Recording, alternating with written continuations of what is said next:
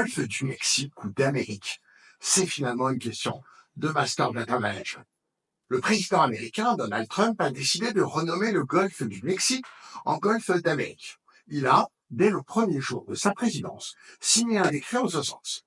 Mais après, comment ça fonctionne? Qui décide de la mise à jour de la donnée? Et où? Le nom d'un espace géographique est une donnée de référence. Quelles règles doit-on leur appliquer? Vous allez voir, cette analogie nous aide à comprendre certaines choses sur nos propres données de référence et notre MDM. Avec le nom d'un espace géographique, une montagne, un golfe, une mer, une rivière, on est typiquement dans les données de référence. L'idée est que si je dois me rendre dans le golfe de Gascogne, on ne m'envoie pas en mer Méditerranée. Chacun doit donc avoir la même définition et le même identifiant de cette donnée de référence. C'est exactement la même chose avec vos données de référence. Liste des agences, codes postaux, moyens de paiement, liste des produits, liste des employés, liste des clients, etc. Et pour centraliser l'ensemble de ces données de référence, on a inventé le MDM, le Master Data Management. Avant de s'appeler ainsi, dans les années 80, les données de référence étaient des fichiers maîtres, master files.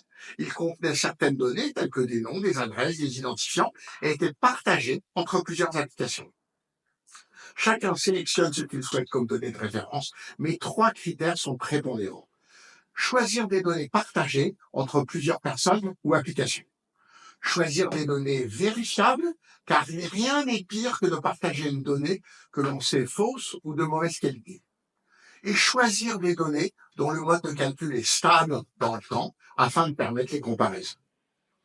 Bien sûr, la complexité d'un MDM ne vient pas de sa capacité à stocker des données. À peu près toutes les bases de données savent le faire.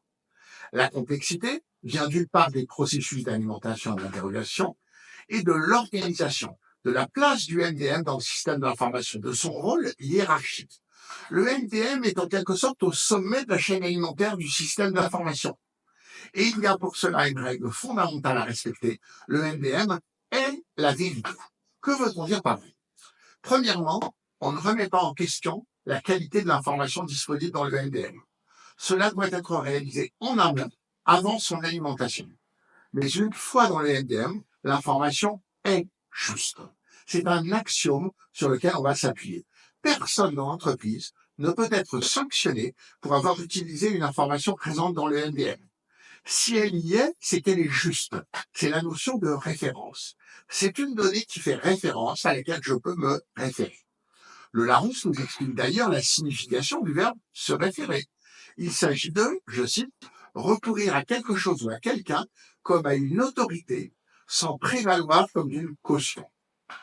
Si dans votre organisation, certains commencent à remettre en question la validité de la référence, la confiance est perdue. Pour cela, le MDM doit s'appuyer sur une ontologie, afin que tous les éléments qu'il contient soient compris et partagés. Mais en aucun cas, un utilisateur ne devrait se poser la question de la véracité d'une donnée dans le MDM. Mais alors, qui détient la vérité? Et qui décide de ce qui est vrai? Et c'est ici que nous allons parler de Donald Trump et du golfe du Mexique, du golfe d'Amérique.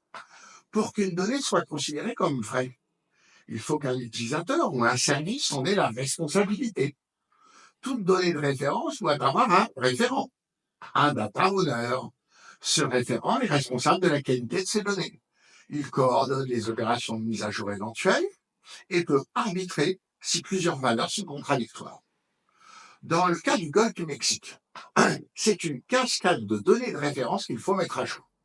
Le MDM ici, c'est le Geographic Names Information System, GNIS, littéralement le système d'information sur les noms géographiques. Il est géré par l'USGS, Institut d'études géologiques des États-Unis. C'est un organisme du gouvernement américain qui se consacre aux sciences de la Terre. C'est amusant d'ailleurs. Le GNIS a en réalité deux data owners qui coopèrent. Le GSG, dont nous venons de parler, mais également le Bureau des États-Unis pour le nommage géographique.